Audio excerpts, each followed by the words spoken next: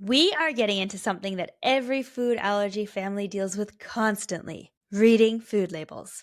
If you live with food allergies, you know that a quick run to the grocery store is not actually ever very quick. You're flipping around packages, you're scanning ingredients, and you're trying to figure out whether you can really trust that may contain statement. Today, we get into the nuances of food allergy label reading. This podcast is made in partnership with the Allergy and Asthma Network. We want to thank Genentech for sponsoring today's episode. While they support the show, all opinions are our own and sponsorship doesn't influence our content or editorial decisions. Any mentions of brands is for informational purposes only and not an endorsement. Now let's get to it. You're listening to The Itch, a podcast exploring all things allergy, asthma, and immunology.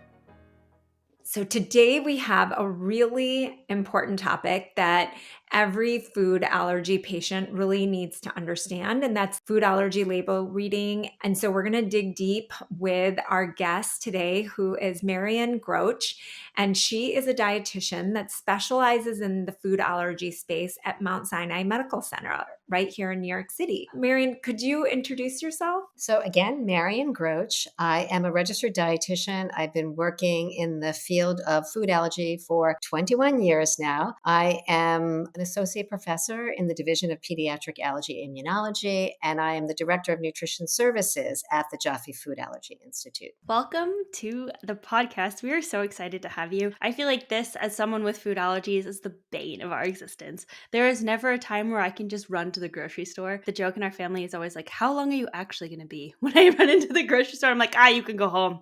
I'll be hours. It's fine. So let's talk about why that is. Why is it that I take so long in the grocery store? Well, that's because I have to navigate food labels for a lot of things. And just to caveat this, we're going to focus really just on US food labels today because different countries have different rules, and we're going to stick to one country today, and that's the US. So before we open this huge can of worms of what food labels are, what is a food label? So what exactly are we looking at when we're talking about a food label? Okay, that's a great question. Actually, it's really starting from the beginning. Every packaged food that is sold in the United States must have a label. And that label lists things like the nutrition facts, ingredients, and it also lists allergen information. The allergen information is actually for consumers with food allergies, the most important part. And I've been around long enough where I remember when we didn't have a Food Allergen Labeling and Consumer Protection Act, where we really had to decipher meaning from food labels, and the information wasn't always there. Since the Food Allergen Labeling Consumer Protection Act was enacted, this bill was passed in 2004, enacted in 2006. It mandates full disclosure of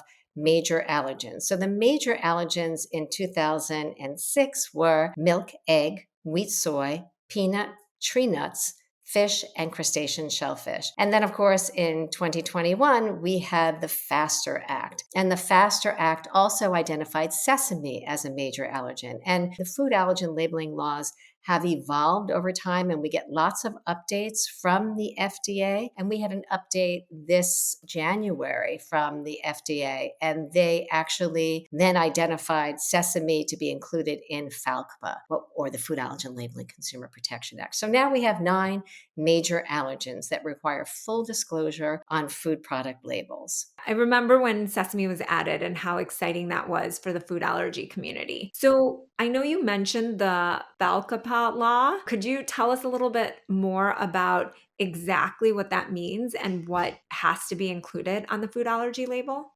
FALCPA actually, like I said, it covers those 9 major allergens, and these must be fully disclosed on the product label using their common name rather than their scientific name. And there are 3 ways in which allergens can be listed in the label. It can be listed either just straightforward in the label, milk as an ingredient. It can be listed parenthetically following a word that doesn't identify the allergen. So for instance, if the ingredient is casein or whey, it can be listed parenthetically following that vague ingredient term or that scientific term. And lastly, it can be included in a contain statement. So a contain statement is only required if the allergens were not fully disclosed in the ingredient list. Manufacturers can do both. They can use a contain statement and identify the allergens in the ingredient list. But again, if all of the allergens are fully disclosed using their common name in the ingredient list, a contain statement is not required. Then again, if a contain statement is used, all of the major allergens that are in the product have to be included, even if some of them were fully disclosed in the product ingredient list. Yeah, thank you. That's so helpful. And I'm already learning so much. So I didn't know all of those nuances. One thing that I just want to clarify before we move forward for patients, caregivers that maybe don't know is that foods don't just have one name. So milk can have, Marion, you would know better, but I would say a guess would be almost 20 different names can be associated with milk, like whey, lactoferrin, casein. These are all different ways that in the food industry mean milk. And that's just because those are the particular ingredients in the food that has milk. But it's important for you to know that every food has different names.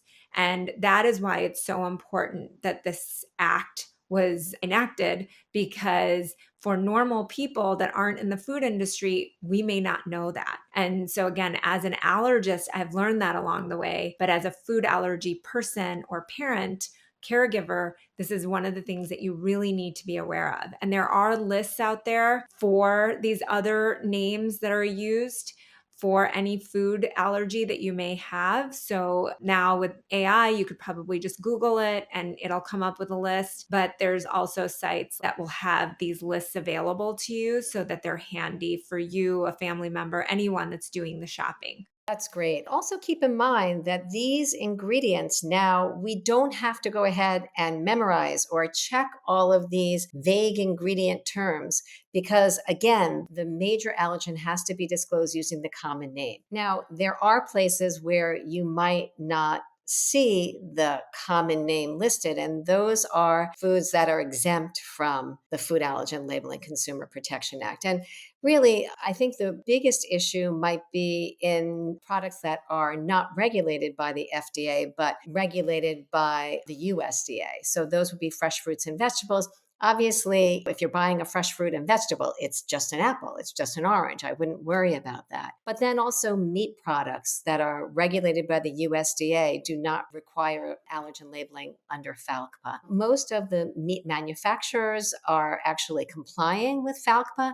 And the area, again, that I would be worried about, obviously, a chicken is a chicken. It probably doesn't have any other ingredients added or vague ingredients. But you can look at the label, and if it just says chicken and it doesn't say natural flavoring added or broths added, then you wouldn't have to worry. But I would say that in the meat department, the area that I'd be concerned about are maybe sausages that are made in the grocery store and then they're packaged. So they might not need to be labeled. These are fresh sausages. Now, remember that a frozen packaged sausage would be regulated by the FDA. So it would have to comply with FALCPA. Yeah, I think that's where it gets a little bit confusing sometimes, this fresh, like deli side of ingredients versus buying sliced ham in a package versus buying sliced ham in a deli. I personally just choose whatever's packaged is easier.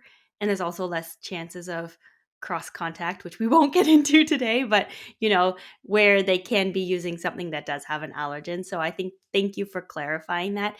Is there any other place that someone should be aware of where the allergen labeling laws do not show up? So, in terms of things that you're consuming, so medications, prescription and over the counter medications are not covered under FALCPA.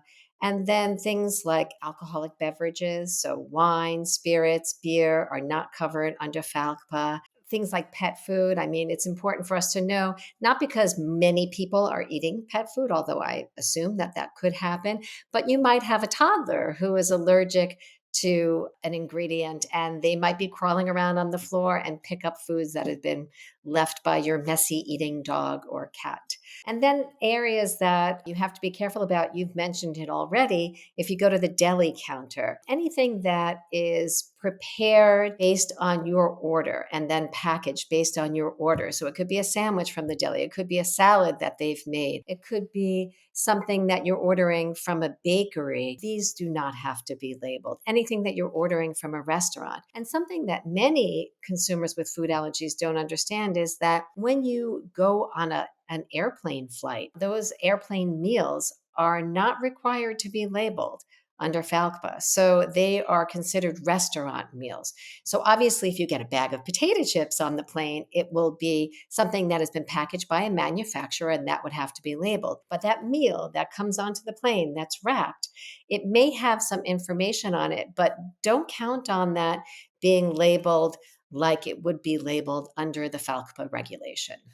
Things that are covered, and patients often are concerned about this, but nutrition supplements are covered under FALCPA. So those should have clear labels for you. Great. That's all so helpful. And I know we mentioned the may contain, but this is a big topic of conversation also because the may contain can be helpful, but it can also be misleading. So can we talk a little bit about that? Because I think that's important as we move on in this discussion. So may contain statements. Actually, in the industry, we call these precautionary allergen labels. This is an area on the food product label that may or may not be very helpful. These labels would potentially indicate if there is a risk of cross contact. They don't indicate intentional allergenic ingredients, but they might indicate unintentional allergenic ingredient. But the most important thing that consumers need to know about precautionary allergen labels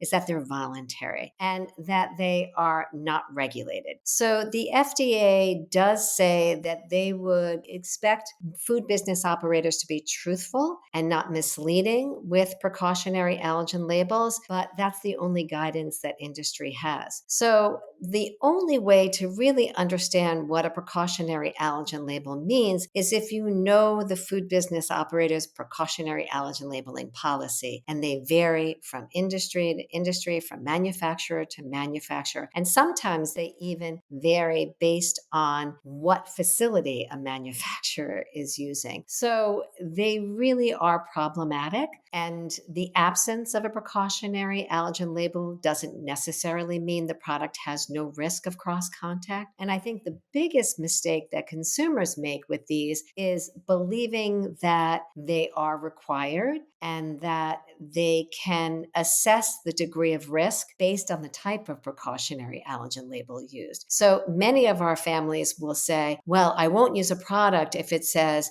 manufactured on shared lines. But if it's just manufactured in a facility, I don't worry about it. These mean exactly the same thing. When we've tested products with precautionary allergen labels, it didn't matter what the label was, the risk was pretty similar. So that's where it gets really confusing as someone with food allergies is like generally, I don't know. I mean, I speak for myself, but if I see a may contain and I see my allergen, I generally put it back on the shelf just because it feels very complicated. But I don't want to like cause anxiety for people or say this is the right way and this is the wrong way. So how do you advise families to navigate just in general, the contains statement and the may contains statement? Because I feel like, honestly, they kind of fall into the same world for me.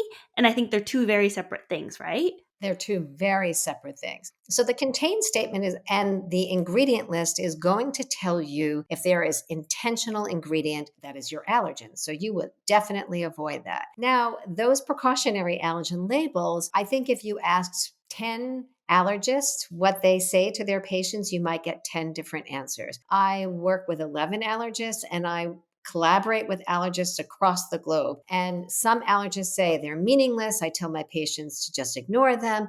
And some allergists tell their patients to avoid all products with a precautionary allergen label for their allergen. I think that many allergists now individualize their guidance based on the patient that is sitting in front of them. So there are times when we have patients where we say, don't worry about those. And those might be patients that are already undergoing immunotherapy to their allergen. We know that they can tolerate a certain amount of their allergen. Or they may be a patient that has come in for an oral food challenge and they got halfway through the challenge and they consumed a large portion of their allergen and had only minor symptoms that didn't require any treatment. And those are another set of patients that might be told, don't worry about precautionary allergen labels. But if we have a patient who we think is highly allergic, meaning that they've had severe reactions to trace amounts of the allergen in the past, well, those are patients we're going to say, avoid those products with your precautionary allergen label for your allergen. All of this information is so helpful, and it's important for people to know because sometimes people do see more than one allergist. And so it's important for you to understand that this is one of those things that's more of an art of medicine, and you will have people interpreting all of this stuff a little bit differently. So ultimately, it's just important to remember that you may have one allergist that's conservative and really wants all their patients just to avoid it to prevent any reactions like what Kortney does, versus somebody that may want to tailor that. And I think that the reason that we do that is because avoiding every single food that has the may contain means that you really are going to restrict your diet pretty extensively, right? Depending on how many allergens you have. And so in order to help people not feel so restricted, for me, that's important too. And so I think that it just adds extra anxiety for families that maybe is unnecessary. But you could say that Kortney feels less anxious because she is avoiding the may contains. So it's really family to family, person to person on what that recommendation may look like. And so as we're talking about anxiety, you've said that your goal is to help food allergy families use the least restrictive diet possible while still staying safe. So when it comes to food labels, where do you see families becoming more restrictive than they need to be? So I think the most important point is knowing, first of all, what ingredients and what allergens you need to avoid. For instance, I have a lot of patients that come in and say, well, I'm allergic to peanut and peanut's a legume, so I don't eat any legumes. Whereas we know that the vast majority of patients with peanut allergy tolerate the legumes. So that's the first thing I would say. Be very clear by asking your allergist what foods you need to avoid. And then, secondly, I would say there are certain ingredients that we don't usually recommend patients avoid. So, for instance, if you're allergic to soy, the vast majority of patients with soy allergy tolerate soy oil and soy lecithin. And these are ingredients that are listed on the product label with the word soy. So, if your patient who has soy allergy doesn't understand that, and you're a consumer with soy allergy, you're going to find that there are very few products on the market that you can use because so many contain soy oil and soy lecithin. So those are areas that I would say are problematic. I do believe that avoiding so that you're not having allergic reactions, but not over avoiding, will certainly help with nutritional intake and would help also to alleviate some of the burdens of food allergy. And those burdens could be financial because those allergen-free foods are more expensive, time consuming because you can spend a lot more time in the grocery store looking for products that are safe, and also anxiety provoking. If you don't have the knowledge of how to read a label, then everything becomes much more complicated. Every ingredient makes you feel like, oh, I have to put this back because I don't understand what that ingredient is. So if you understand that your allergens will be listed using their common name, that really does help. In regards to what you said about knowing that all of your allergens are listed on the label, there are a few ingredients that I call quote unquote mystery ingredients. And those are things that show up like vegetable oil, because a lot of times vegetable oil is soybean oil or it's sunflower oil or it's palm oil. Sometimes it's a mixture of all of them, or sometimes it just says vegetable oil.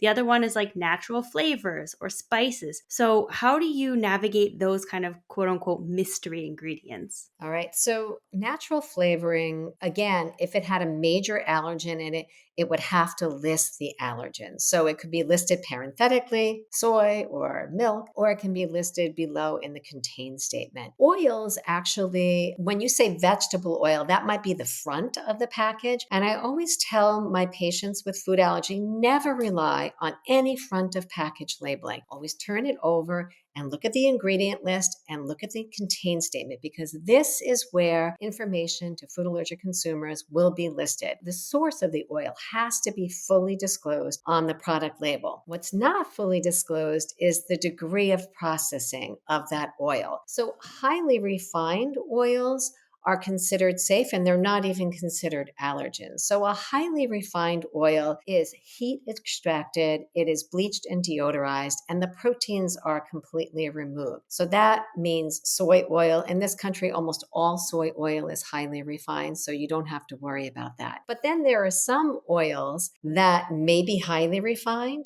or they may be cold pressed and extruded, and they may contain some amount of allergenic protein. And peanut oil falls in that category. So if it were highly refined, it would be considered safe. If it were not highly refined, it would not be considered safe. And the way it is listed on the product label does not tell us. So I tell my patients with food allergy, if you see peanut oil, you can call the manufacturer. Sometimes they will have that information, but there are so few products on the market that have peanut oil as an ingredient.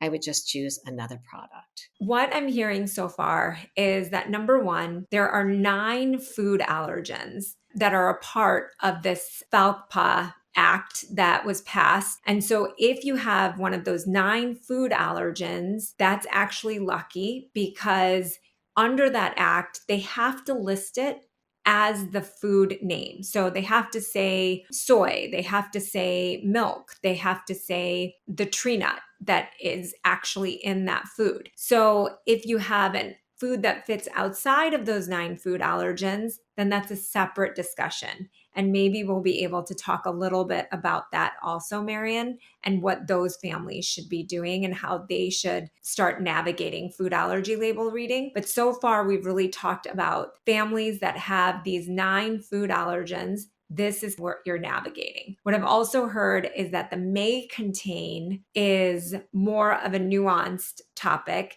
and that falls under this other category of if it's processed in the same factory, if it's produced on the same line, and if there's any possibility, then you may have that may contain statement, but sometimes it's being misused and just on the label, and that can be confusing for families.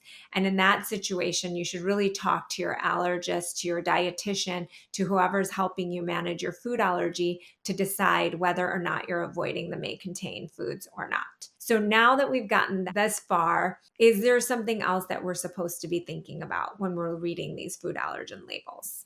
So the first thing is I just want to clarify that the information for consumers with food allergy will be listed either in the ingredient list or the contain statement. So it might not be fully disclosed in the ingredient list. If so, a contain statement is required. So they would have to look at both of those areas and not only look for contain statements because it could be disclosed in the ingredient list. In terms of precautionary allergen label, I would like to say that there are certain products that are at greater risk of containing allergenic ingredients unintentionally. And those are products that I think that consumers with food allergies should be aware of, that they should always be purchasing those that are maybe manufactured in a dedicated facility. Milk-free dark chocolate is one of those. Because of the way that milk-free dark chocolate is manufactured and the way that those lines are cleaned, they can't introduce water into that cleaning process. So the machines are generally scraped. And because of that, there is usually residual. And when researchers have tested milk-free dark chocolates for the presence of milk, the vast majority of them actually contained milk protein. And the same goes for peanut and tree nut.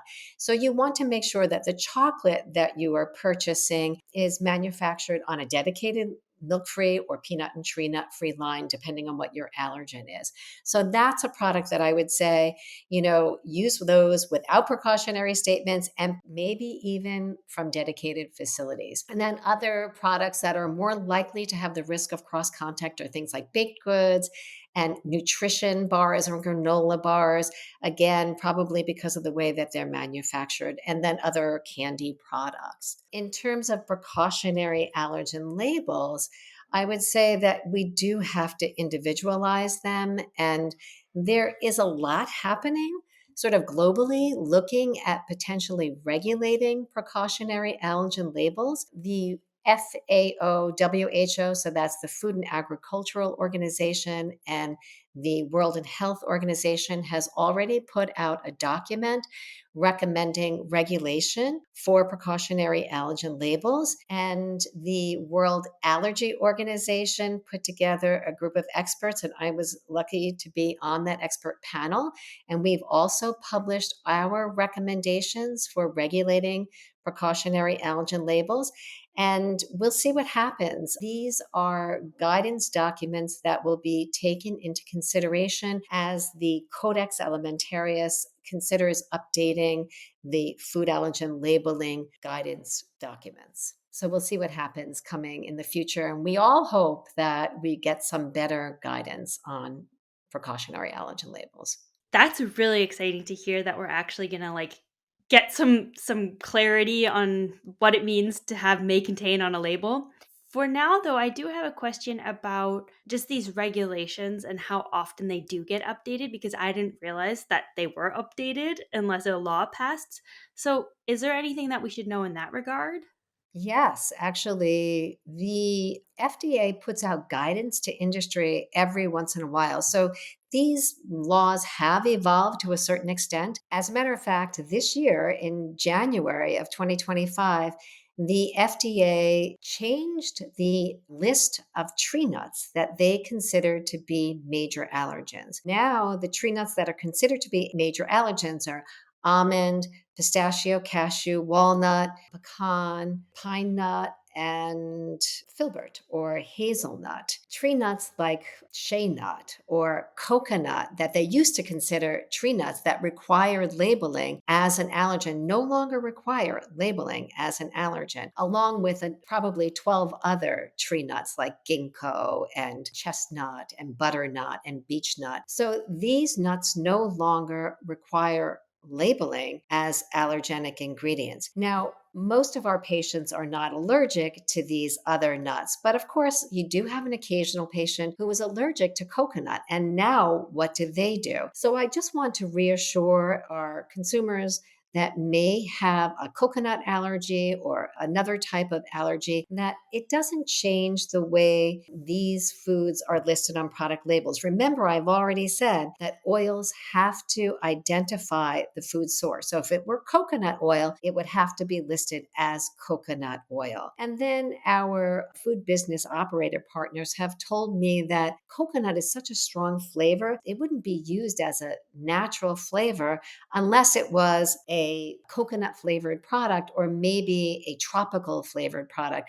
So, for the most part, you wouldn't have to worry about it in like a cherry lollipop or in something like a bread product. You wouldn't have to worry about coconut flavoring being added to that. You'll still see coconut listed based on the regular labeling laws, but not the food allergen labeling laws. And it can no longer be included in the contain statement. So, another change is that the FDA has clarified what they mean by milk. So, in the past, we thought milk was just cow's milk, and actually, manufacturers listed only cow's milk. But now the FDA says that any domesticated milk from mammalian mammals, so goat's milk and sheep's milk, must be identified on the product label as a milk ingredient. And the source of that milk must also be labeled. And this is important because many of our patients with cow's milk allergy are also clinically reactive to goat's milk and sheep's milk. And the same goes for domesticated birds. So, not just chicken, but quail and duck. These eggs have to be listed as eggs. They have to be identified as allergens, and the source of the egg has to be listed on the label as well. Great. That's so important for people to know, especially with a tree nut allergy, just to understand that those 11 tree nuts that are mandated to be disclosed. And so if you fall outside of those 11, then you need to be looking at the label in a different way. And so you'd also mentioned talking to the manufacturer if you're confused at all. And so could you talk a little bit more about what that means? Yeah, so the manufacturer is really the only person who can provide information on the allergen control program in the facility and whether they have a precautionary allergen label policy. It varies. Every manufacturer has to have an allergen control program, but the guidance for that or how they are required to have an allergen control program is kind of left up to the manufacturer. So I don't fortunately have to shop for anybody in my family who has food allergies, but I do run a food allergy kitchen. And in this kitchen, I have to bring in products for oral food challenges and also vehicles that our patients have to consume. So they have to really be safe and they have to be what I call clean products. I will use products that come from dedicated facilities, or I will call the manufacturer to ask about their allergen control program and what they do. So, what I'm looking for from those manufacturers is how are they cleaning their lines between runs of products with allergens and products without? Are they testing their lines after? Are they testing the first run of the next product to see whether there is any allergen content? And if there is, what do they do? Do they discard that run? Do they start their cleaning process over? Do they run the product again to test for the allergen? And this is what I'm looking for. And this is the next best thing to a dedicated facility. If the product is tested and they're not detecting any allergen, then for the most part, this is what I look for. And I think that my patients, really only those patients that we think of as highly allergic, would be in a position where they would have to call manufacturers and ask these types of questions. And sometimes you can find this information right on the product or the company website. They might give really good information about how they test for the allergen content and how they use precautionary allergen labels. Then you will understand how to read that label. If they have a precautionary allergen label and they've tested and they've done everything they can to clean those lines, I would really take that seriously. And if they don't have a precautionary allergen label, but you know that they use them, if there is the risk because they're testing those products, then I would consider that product as safe as can be. Of course, we never say never in food allergy, and we never say always.